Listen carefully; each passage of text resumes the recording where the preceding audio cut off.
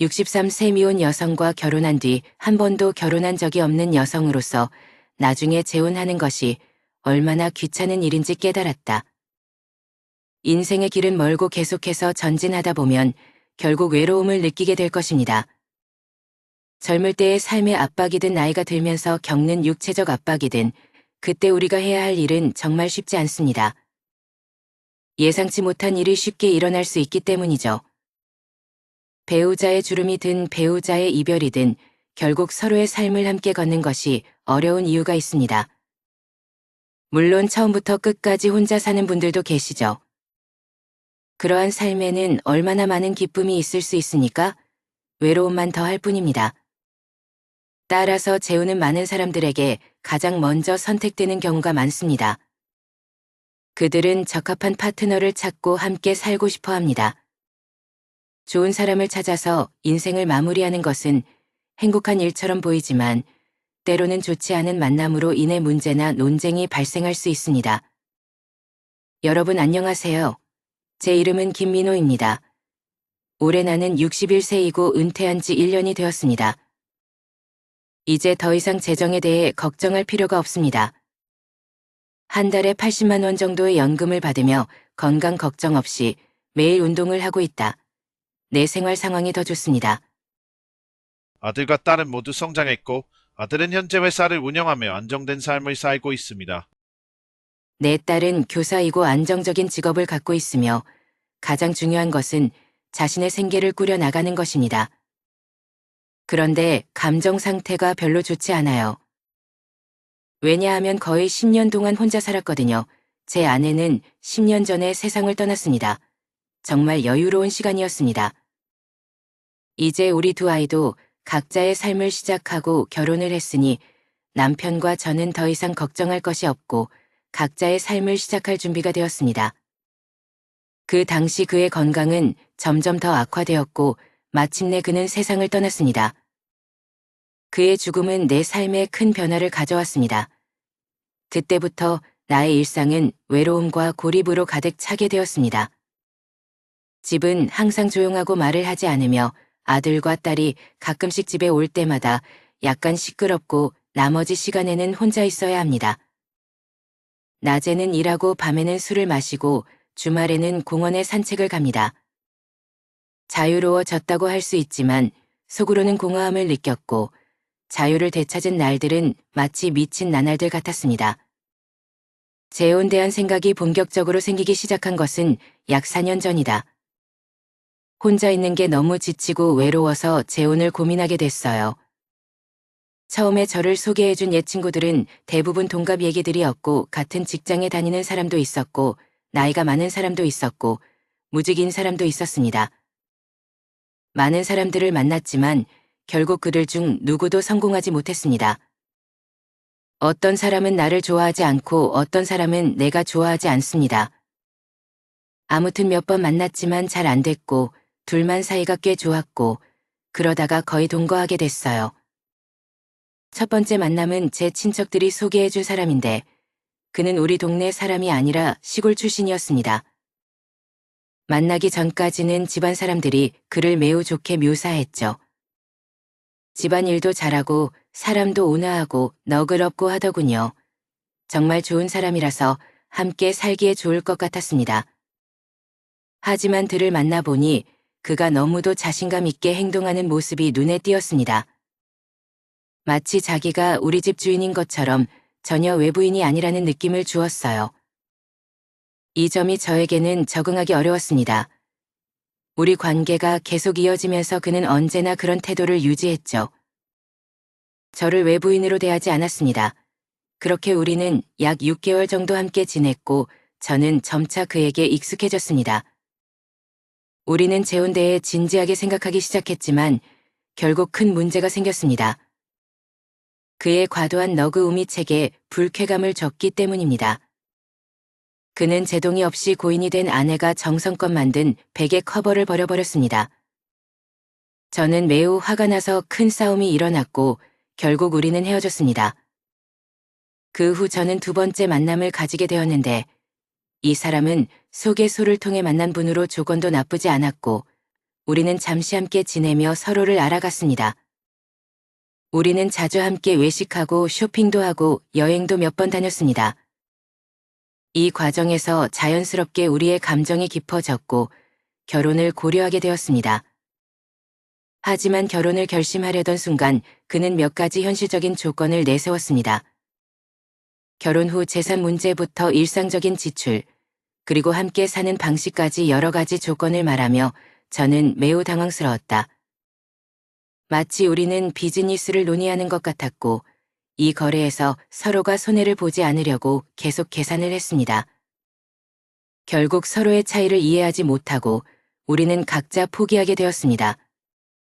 작년에 저는 50대 중반의 한 여성을 만났습니다. 그녀는 평생 결혼하지 않은 사람으로 제게 소개된 분입니다.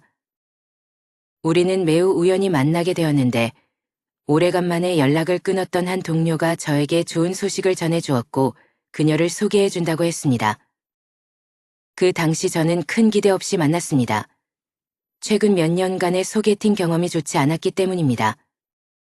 그런데 놀랍게도 첫 만남에서 우리는 아주 잘 맞았습니다.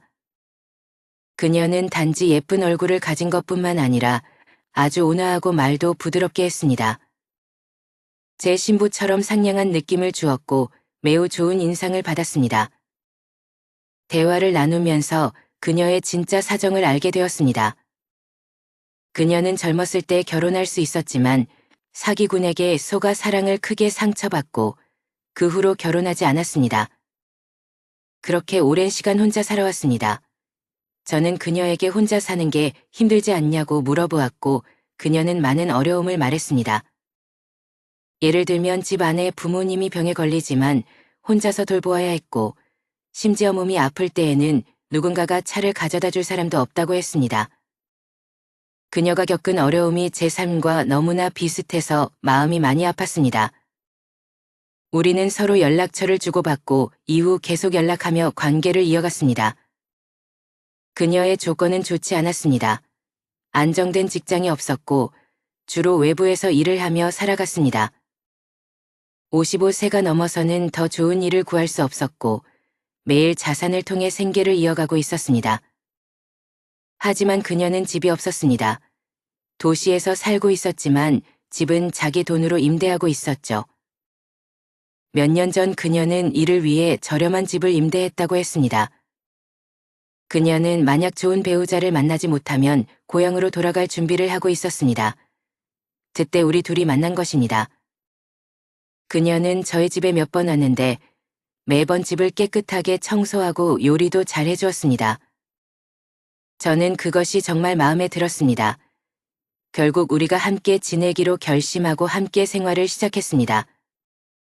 하지만 함께 지내는 일이 결코 쉬운 일이 아니라는 것을 알게 되었습니다.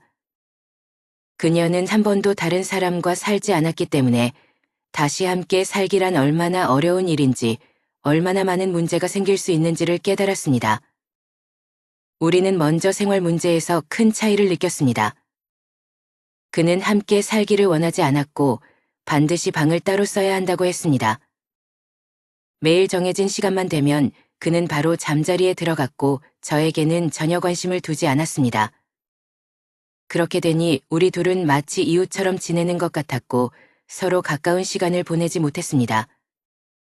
저는 같은 침대에서 자는 것이 매우 자연스럽고 일상적인 일이라고 생각했지만 그는 전혀 받아들이지 않았습니다.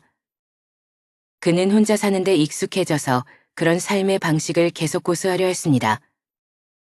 결국 그 상황을 받아들이는 것은 저 혼자였죠. 또한 매일의 일상에서 그와의 상호작용은 점점 더 힘들어졌습니다. 아침에 제가 일어나면 그의 방문은 항상 닫혀 있었고 문을 두드려도 아무 대답이 없었습니다. 그는 보통 8시가 넘어서야 돌아왔습니다. 아침을 사러 갔어요. 운동하러 갔어요. 라고만 했고 제 상황은 전혀 고려하지 않았습니다. 아침을 제외한 다른 시간에도 그는 자신의 일정을 꽉 채워놓고 언제 쉬고 언제 밖에 나가고 언제 장을 보고 요리를 할지 정해두었습니다. 그는 그 일정을 철저히 지켰고 저에게는 그저 따라가는 일만 남았습니다. 그가 일을 잘하는 점은 인정하지만 집안 일을 깨끗이 하고 요리도 잘해서 불만은 없었습니다. 그렇지만 그가 이렇게 일정을 철저히 지켜가는 모습은 저를 더욱 무력하게 만들었고 그냥 그 일에 맞춰 살아가야 했습니다. 하지만 가장 힘든 점은 그의 말투였습니다. 그는 가장 부드러운 말로 사람을 자주 화나게 만들었고 정말 여러 번 참기 어려운 상황이었습니다. 우리 관계가 시작된 지 3개월째 제 아이 가족이 집에 모여서 식사하러 오기로 했습니다. 그는 처음에는 아무런 반응이 없었습니다. 그저 제가 요리를 다 할게요 라고 하더니 장을 보고 음식을 준비했습니다. 그러나 음식을 다 준비한 후 그는 집을 떠날 준비를 하더군요. 제가 왜 가는지 물어보니 아이들이 오잖아요. 음식은 다 준비했으니 그들이 와서 이야기하면 돼요. 저는 외부인이니까 집에 있을 필요는 없어요 라고 했습니다. 저는 그에게 지금은 내 남편인데 같이 먹어야지 오라고 말했지만 그는 나는 너의 남편이지만 그들의 엄마는 아니잖아요. 너는 괜찮겠지만 나는 어색해요. 너희끼리 얘기하세요. 라고 말하며 아무 말 없이 집을 떠났습니다. 그 모습을 보고 정말 답답하고 속상했습니다. 또 한 번은 우리가 함께 지내기 시작한 지 5개월째 그가 기분이 좋을 때 저는 그에게 물었습니다. 이제 두 사람 사는 게 익숙해졌어요. 그는 괜찮다고 말했지만 저녁이 되면 언제나 빨리 방으로 들어가서 문을 잠갔습니다. 왜 나와 함께 자는 걸 거부하는지 물어봤더니 그는 나는 정말로 두 사람 같이 자는 게 힘들어요. 평생 혼자 지내왔거든요. 이제는 정말 익숙하지 않아요. 라고 대답했습니다. 그는 이렇게 계속 저를 힘들게 했습니다. 더 이상 나를 괴롭히지 말라고 말하며 저를 상처 입히는 말들을 했습니다. 그런 상황에서 저는 정말 지쳐가고 있었고 마음속에서 불만이 가득 찼습니다. 처음에는 그와 결혼한 것이 큰 이득인 줄 알았지만 이렇게 엉망인 생활을 하게 될 줄은 몰랐습니다. 이젠 정말로 힘들고 괴로웠다. 노인의 재혼 또는 동거연금이 얼마나 많은지 보다 이 세 가지를 더 중요하게 생각해야 한다. 인생 경험이 풍부한 노인들은 재혼 상대를 고를 때 상대의 경제적 조건을 가장 중요한 기준으로 삼습니다. 그들은 상대방의 연금이 얼마나 많은지, 그것이 일상생활을 유지하기 충분한지에 대해 매우 신경 씁니다. 결혼 경험이 있는 사람이라면 누구나 가난한 부부가 뱉기를 못한다는 속담의 의미를 잘 할 것입니다. 그래서 노인들이 재혼을 할 때는 상대의 경제력이 충분한지를 가장 중요하게 생각합니다. 연금이 생활비를 충당하기에 충분하면 그 상대를 재혼 대상으로 삼고 빠르게 새로운 가정을 이루게 됩니다. 하지만 함께 살게 되면 그들이 깨닫게 되는 것은 단순히 충분한 경제력과 매달 제때 지급되는 연금만으로는 행복한 재혼 생활을 할 수 없다는 사실입니다. 재혼을 하고 행복을 찾고자 한다면 그 행복은 다음 세 가지 조건을 충족해야만 가능하다는 것을 알게 됩니다. 첫 번째로 건강한 신체는 재혼에서 필수적인 요소입니다. 많은 재혼한 노인들이 상대방의 건강 상태를 충분히 알지 못한 채 결혼을 결정해 나중에 곤란한 상황에 처하게 됩니다. 노인의 재혼은 젊은이들의 결혼과 본질적으로 다릅니다. 젊은이들의 신체는 건강하고 강하지만 노인의 몸은 나이가 들면서 점차 약해지며 병에 걸릴 확률도 점점 높아집니다. 그래서 재혼할 상대의 건강 상태를 충분히 파악하지 않으면 재혼 생활에 큰 위험 요소가 될 수 있습니다. 만약 재혼 상대가 고치기 힘든 병을 앓고 있다면 시간이 갈수록 병세는 더욱 악화될 것입니다. 병이 심각해지면 그로 인한 문제가 점점 많아집니다.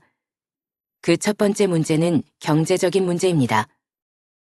우리 같은 일반 사람들은 가장 두려운 것이 바로 중병에 걸리는 일입니다. 병으로 가난해지는 일은 결코 과장이 아니며 심각한 질병 앞에서는 아무리 많은 재산을 가지고 있어도 금세 다 소비되고 말 것입니다. 두 번째 문제는 인력 문제입니다. 만약 재혼 상대가 중병에 걸리게 되면 배우자는 그 책임을 지고 돌봐야 합니다. 병자로 돌보는 일은 우리가 생각하는 것보다 훨씬 더 힘듭니다. 오랫동안 병상에 누워있는 자식은 효도할 수 없다는 말이 있듯이 혈연 없는 재혼 배우자와의 관계는 더욱 힘겹고 고통스럽습니다. 그 고통과 무력감은 실제로 겪어본 사람만이 이해할 수 있습니다. 만약 병든 재혼 배우자와의 관계를 끝내고 새로 행복을 찾으려 한다면 이혼을 고려할 수밖에 없을 것입니다. 그러나 이런 선택은 사회적 도덕적 압박으로 인해 큰 부담으로 작용하게 됩니다. 사람들은 당신을 비난하며 양심 없는 배신 잘하고 손가락질 할 것입니다. 김선희 씨는 64세인데 재혼할 사람을 선택할 때 물질적 지위를 중요하게 생각하지만 상대방의 건강 상태를 충분히 조사하지 않는다. 그러다 보니 어려움도 많이 겪었고 주변 사람들로부터 비난도 많이 받았습니다. 김선희의 두 번째 파트너 박춘호는 월 80만 원의 용돈을 받았다. 김선희는 박찬호의 뛰어난 경제력을 보고 그와 결혼하면 행복하게 살 수 있겠다고 생각했다. 그녀는 며칠 만에 박춘호와 결혼해 새 가정을 꾸었다. 처음에는 김선희와 박춘호의 생활이 정말 좋았고 박춘호의 퇴직금 덕분에 여유로운 삶을 살 수 있었다. 매일매일 맛있는 음식을 먹으며 즐거운 시간을 보냈습니다. 그러나 그들의 행복은 오래 가지 못했다. 박춘호는 결혼 3개월 만에 뇌출혈로 몸이 마비돼 누워 지내야 했다. 당시 박춘호를 돌보는 책임은 김선희에게 넘어갔다. 이후 김선희는 박찬호가 고 혈압과 뇌졸중이라는 두 가지 질병을 앓고 있다는 사실을 알게 됐다. 다행히 두 안타 모두 큰 사고 없이 통과됐지만 이번에는 상황이 달랐다. 이번 뇌졸중으로 인해 박춘호는 자립생활을 할 수 없게 됐다. 김선희는 오랫동안 병상에 누워 건강이 점차 악화되고 있는 박춘호를 간병하고 있다. 이에 저희는 박춘호 씨 아들과 협의 끝에 박찬호 씨를 돌볼 가정부를 고용하기로 결정했습니다. 그러나 박춘호 아들은 김선희 집에 묵으면서 왜 가사도 의미를 고용했냐며 모집에 반대하며 거절했다. 또 박춘호 연금 계좌를 빼앗아 돈은 내가 관리하겠다고 했다. 한 달에 50만 원과 생활비만 줬어요.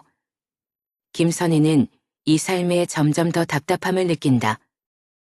그녀는 가정부보다 더 나쁜 삶을 살고 있는 것 같습니다. 가사도 의미는 한 달에 최소 100만 원을 벌 수 있지만 김선희는 월급도 받지 못하고 박춘호를 위해 빨래와 요리 집안일을 모두 해줘야 한다. 더 큰 문제는 그녀가 열심히 일하는데도 아무도 그녀를 고마워하지 않는다는 것이다. 그녀 주변의 모든 사람들은 그녀가 모든 것을 당연하게 여겨야 한다고 생각했습니다. 김선희 고심 끝에 박춘호와 이혼하기로 결정했고 결국 그의 집을 떠나 그녀의 집으로 돌아왔다. 이후 박춘호 아들은 여러 차례 김선희 집에 찾아가 김선희를 악열하고 비난하고 비방하며 이웃들 앞에서 다툼을 벌였다. 이로 인해 김선희는 많은 사람들의 의심을 받게 됐다. 김선희, 박춘호의 건강 상태를 제대로 이해하지 못한 것이 비극적인 결말을 초래했다고 점점 후회하며 믿고 있다. 그녀는 박춘호의 건강 상태를 알았다면 그와 결혼하지 않았을 것이라고 확신한다. 둘째, 나쁜 성격과 폭력적인 성향은 결혼 생활의 행복을 파괴하는 강력한 무기입니다. 첫 번째 결혼이든 두 번째 결혼이든 둘 중 한 사람이 폭력적인 성격을 갖고 있다면 결혼 생활은 오래가지 못할 것입니다. 행복한 결혼은 평등과 상호, 배려에 기초한 한 사람이 엄격하고 끊임없이 다른 사람을 비판하고 학대한다면 그러한 결혼은 무력한 사람에게 고통의 감옥이 될 뿐입니다. 그러한 결혼은 결코 행복할 수 없으며 고통과 억압의 삶을 살게 될 것입니다. 55세 이의 숙 씨는 60세 정재우 씨와 결혼한 뒤 자유를 완전히 잃었다. 정재우 씨는 고집이 센 남자로 전체의 배신으로 이혼을 하게 되었고 그 이후로 그는 모든 여성에 대한 믿음을 잃었다. 이해숙은 정대우와 재혼한 뒤 그가 20시간 그녀를 따라다니며 지켜보는 삶을 살았다. 이해숙이 정대우에게 인사도 하지 않고 혼자 나가면 돌아올 때 반드시 정대우에게 폭행을 당할 것이다. 정재우 씨는 이에 그의 관심을 끌 때마다 다른 남자와 바람을 피울 것이라고 주장했다. 그래서 그는 늘 이해를 따라다녔고 그녀를 밖에 내보내지 않았고 휴대전화의 연락처를 모두 삭제해 이해숙이 친구들과 모두 연락이 조절되게 만들었다. 정재우 씨는 성격이 매우 폭력적이어서 기분이 좋지 않으면 이해숙 씨를 심하게 때리고 발로 차는 편이다. 이해숙이 아무리 애원해도 정대우는 결코 자비를 베풀지 않았다. 이해숙은 이런 생활에 많은 괴로움을 겪으며 정대우와 이혼을 결심했다. 하지만 이혼은 쉽지 않습니다. 이해숙은 이혼을 언급할 때마다 정대우에게 폭행을 당했고 이해숙 더 이상 이혼에 대해 말할 용기가 나지 않았다. 이해숙 자신의 성격도 제대로 알지 못한 채 정대우와 결혼을 결정한 것을 후회하며 비극적인 결과를 낳게 됐다. 셋째, 타인을 위해 기꺼이 희생하는 이타적인 사람이 되십시오. 사회에는 재혼한 노인들이 많다. 아무리 돈이 많아도 재혼한 배우자와는 나누지 않습니다. 그들은 자신의 재산을 자녀에게만 물려줄 권리가 있으며 재혼한 배우자에게 재산을 물려주는 것을 허락할 수 없다고 생각합니다. 장애 58씨는 미만인 인훈 씨와 재혼한 뒤 군 씨의 프리랜서 가정부가 됐다고 말했다. 훈 씨는 장애가 집의 안주인이라고 말했지만 실제로 장하는 안주인이라는 직함만 갖고 전혀 안주인 취급을 받지 않는다. 그녀는 매일 집안 일을 하고 훈 씨는 그의 돈을 붙잡아 장애가 쓰지 못하게 막는다. 나는 그녀에게 식료품을 살 만큼만 돈을 주었고 그 외에는 아무것도 주지 않았습니다. 훈 씨는 2천만 원의 재산과 집 5채를 갖고 있지만 장애에게는 한 한 푼도 허락하지 않는다. 아는 그와 논쟁을 벌였다. 나는 이 집 주인인데 왜 당신 돈을 쓰지 못합니까? 그는 자신 있게 말했다. 나의 재산은 전 부인과 열심히 일해서 얻은 것이며 장애와는 아무런 관련이 없다. 나는 죽은 후에 모든 재산을 아이들에게 물려줄 것입니다. 아내가 내 재산을 물려받길 바라는 것은 꿈일 뿐입니다. 나는 장아에게 한 푼도 남기지 않을 것이다. 장애가 내 재산을 아들에게 줬다면 내가 그렇게 멍청하지 않았을 테니까. 결국 장아는 훈 씨에게서 아무것도 얻을 수 없다는 것을 깨닫고 이혼을 결심했다. 신중하게 고민한 끝에 그녀는 그에게 이혼을 요구했다. 그러나 그는 이혼을 막지는 못했다. 저는 조건이 좋아서 떠나더라도 빨리 다른 여자를 찾을 것입니다. 마침내 장애가 떠난 지 얼마 지나지 않아 훈 씨는 새 아내를 맞이하게 됐다. 새 아내는 장하다 젊고 아름다워 훈 씨는 새 아내가 자신에게 친절하고 친절하다고 자랑하며 웃는 얼굴로 여기저기 돌아다닌다. 노인의 재혼이나 돈거 혹은 상대방의 연금이 얼마인지 보다 이 세 가지를 더 중요하게 생각해야 한다. 첫째, 상대방의 신체가 건강한지 아닌지. 둘째, 상대방의 인품이 좋은지 아닌지. 셋째, 상대방은 돈에 대해 올바른 관점을 가지고 있고 서로를 위해 헌신할 의지가 있는가? 이 세 가지 조건이 충족되어야만 결혼을 고려할 수 있습니다. 노인들이 재혼 상대를 선택할 때 결코 성급하게 결정해서 안 된다. 당신이 선택하는 사람은 당신의 미래 행복에 큰 영향을 미치므로 신중하게 결정하십시오. 우리는 올바른 사람을 선택해야만 행복을 나눌 수 있습니다. 오늘 이야기는 여기까지입니다. 오늘의 내용이 도움이 되셨기를 바랍니다. 지혜의 흐름은 매일 새로운 글을 전해드리며 여러분이 매일 새로운 깨달음을 얻기 바랍니다. 시청해 주셔서 감사합니다. 다음 시간에 또 만나요.